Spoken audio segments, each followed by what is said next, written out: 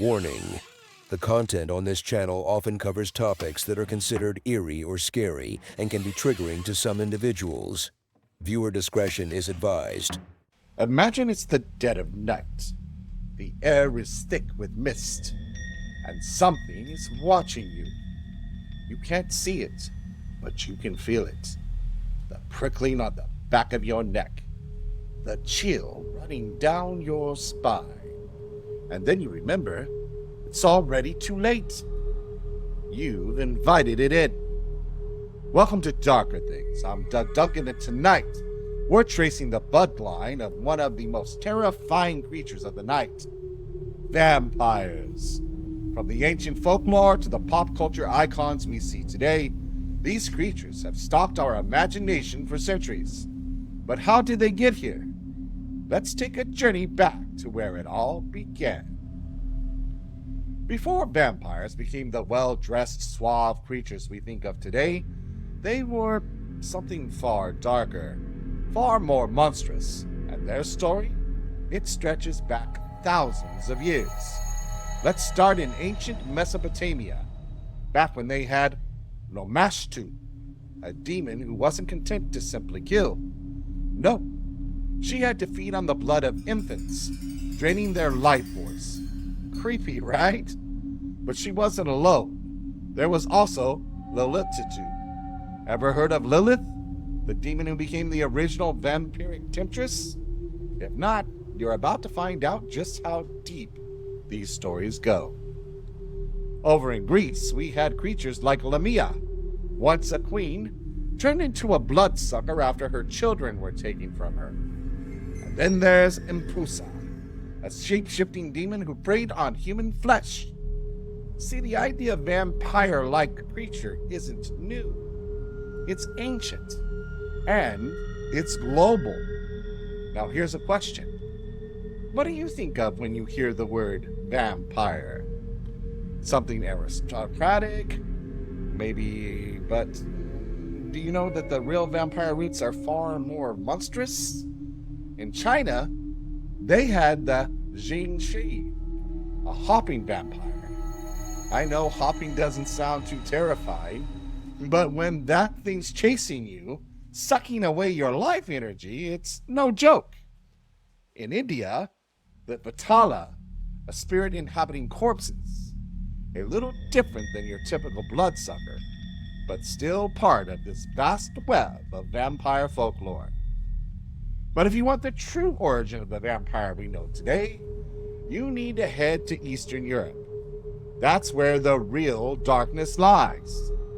Ever heard of the Strigoi? These guys were the restless dead coming back from the grave to suck the life from their own families. And then there's the Nosferatu, one of the most terrifying predatory figures in vampire lore. These creatures, they were nightmares brought to life.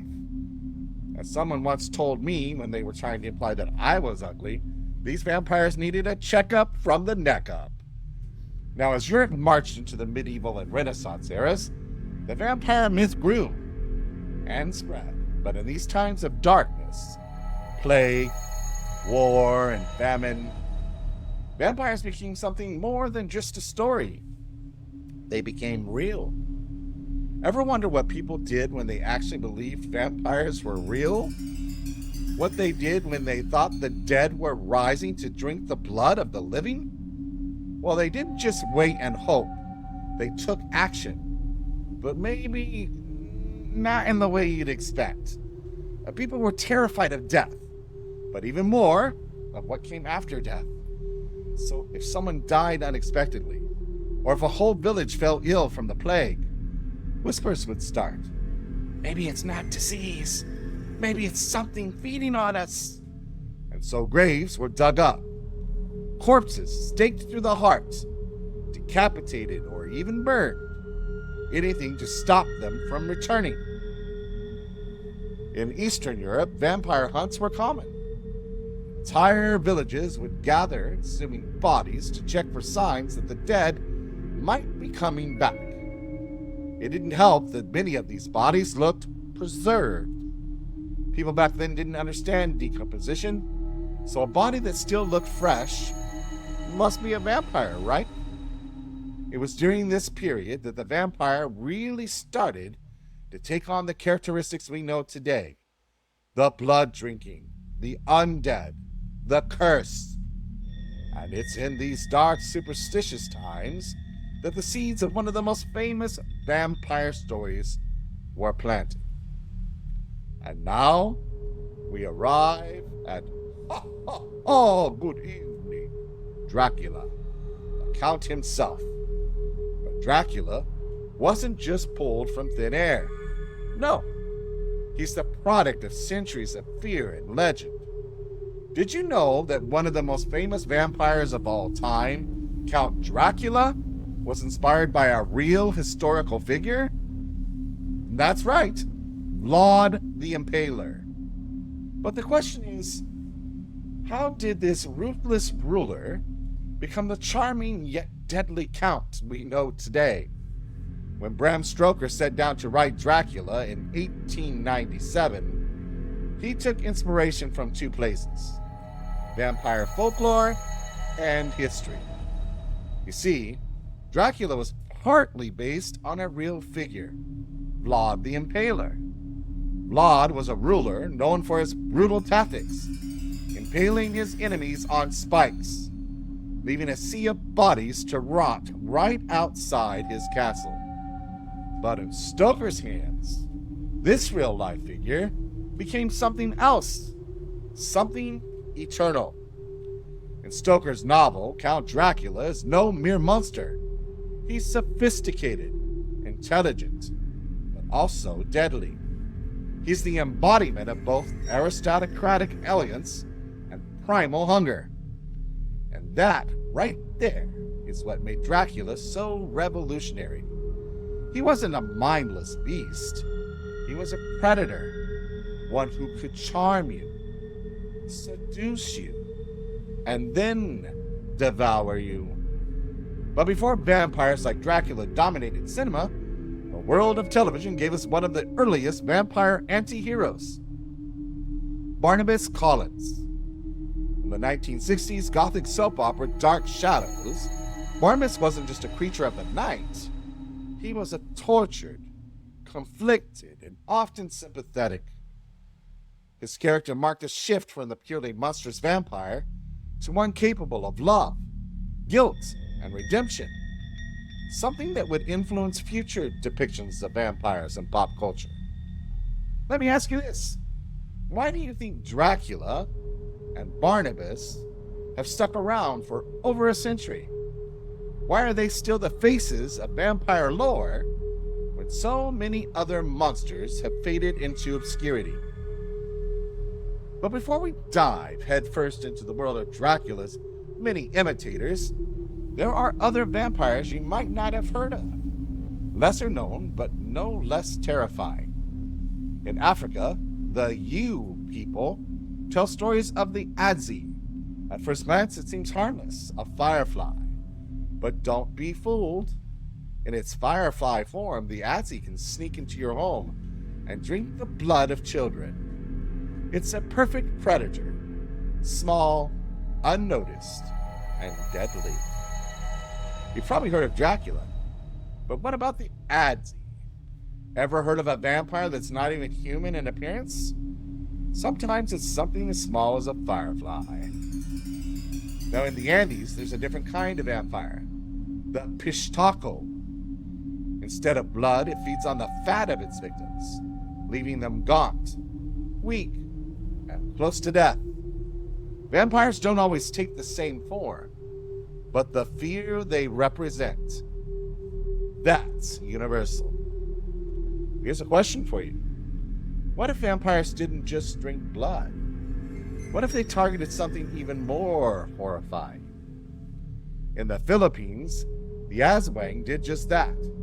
This creature preys on pregnant women, tearing unborn children from their mothers. It's not just the blood they drink that makes vampires dangerous. No, many vampire societies are more organized than we think. Vampires in some myths belong to powerful clans, covens, or bloodlines, each with its own rules, tradition, and powers. Take Vampire the Masquerade, for instance, a world where vampires are divided into clans that define their role in society. The Ventru are the aristocrats, the leaders who pull the strings behind the scenes. The Bruja? Rebels and anarchists who challenge authority at every turn. And then there's the Nosferatu. They're hideous, cursed to live in the shadows, but their ability to gather information makes them one of the most dangerous clans. Ever heard of the Gangrel? These vampires are more connected to the wild, able to shapeshift and live solitary lives away from civilization. Or maybe you'd prefer the Toreador, who obsess over art, beauty, luxury. It's fascinating, isn't it? How even in their undead state, vampires can organize themselves into complex societies. But it's not just in Vampire the Masquerade that we see these social divisions.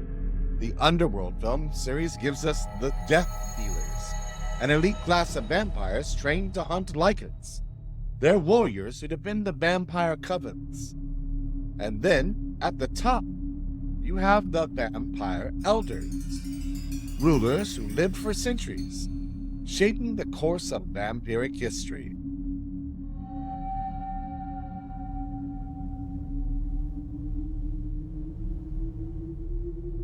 In True Blood, vampires follow a hierarchy too. You've got kings and queens ruling over states, enforcing laws and controlling territories.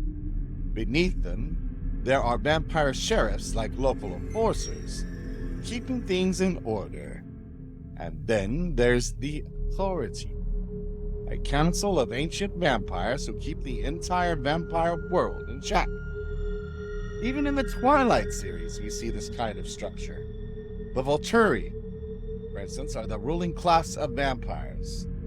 They make sure that no vampire breaks their rules, and they're powerful enough to destroy anyone who tries. And who could forget the ancient bloodlines from Anne Rice's The Vampire Chronicles? The old ones like Akasha and Cole, with powers far beyond what modern vampires can comprehend, showing that even within the vampire world, bloodlines can define status and power. But why are these clans and covens important? It's not just about strength and numbers. Vampires need structure. They need control. After all, they live forever, and without rules, it's chaos. These clans, these ancient families, give them purpose, a way to survive through the ages. And let's be honest, it makes the world of vampires more fascinating, doesn't it? So what's your favorite vampire clan or coven? Is it the rebellious Bruja? The elegant Toreador? Or maybe you're more into the aristocratic Ventru? Let me know in the comments, and we'll see where your loyalties lie. But not all vampires belong to structured clans or covens. Some exist in a realm of their own, with powers so great they become the rulers of their entire domains. Take Strahd von Zarovich, for example, one of the most feared and tragic vampires in all of fiction. Strahd is the Dark Lord of Barovia, a cursed land trapped in a misty, shadowy dimension. Once a noble and powerful warrior, his jealousy over his younger brother's love for the beautiful Tatiana drove him to make a dark pact for immortality. But immortality came with a price, a curse that left him forever tormented, ruling over Barovia from his isolated castle Ravenloft, longing for Tatiana, who reincarnates over and over, but is always beyond his reach. Strahd is different from other vampires. He's not part of a clan or a coven, but he has absolute control over his realm. His story isn't just one of power.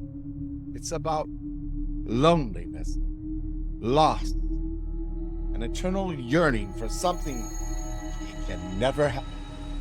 His curse? Immortality without love.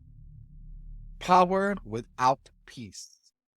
And like any tragic figure, Strahd watches as the world around him withers, while he remains trapped in his own dark desires. Strahd is a vampire who embodies the most gothic of horrors, a ruler of shadows, master of the undead, but forever cursed by the very power he sought to control. So why vampires? Why do you think these creatures have haunted us for so long? What is it about them that makes us look over our shoulder, even now after centuries of these stories? The truth is, vampires represent our greatest fears: death, disease, unbridled desire. The fear of vampires is rooted in the fear of death. We can't explain death, so we create monsters that embody it. In places where people didn't understand illness, or bodies were dug up and looked strange, vampires became the explanation. But that's another layer to this. Vampires are seductive. They aren't just about death. They're about desire. But why? What is it about their hunger that seems a little too close to our own? Blood is life, and the act of drinking it, it's intimate, erotic. In some cultures where the desire suppressed vampires became symbols of that dark, hidden side of human nature.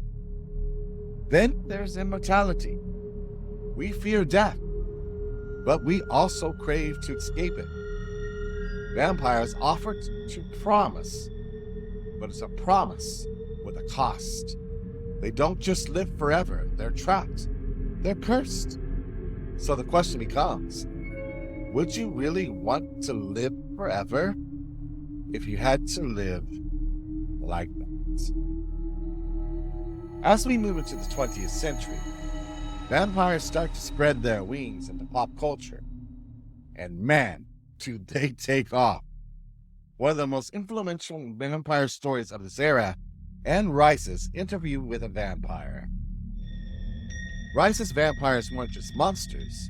They were complex, tortured souls grappling with morality, love, and the endless curse of immortality. This was a new kind of vampire. Sympathetic. Some might even say tragic. What's your favorite vampire story? If you're into tragic, tortured souls, you can probably thank Anne Rice for giving vampires a whole new depth. Ever heard of Interview with a Vampire? But let's not forget Stephen King's Salem's Lot, a small-town horror where vampires return to their terrifying roots. Predators who take over a town, one person at a time. And in film, Nosferatu gives the most terrifying vampire ever put on screen. Dracula, in 1931, solidified the vampire's place in Hollywood.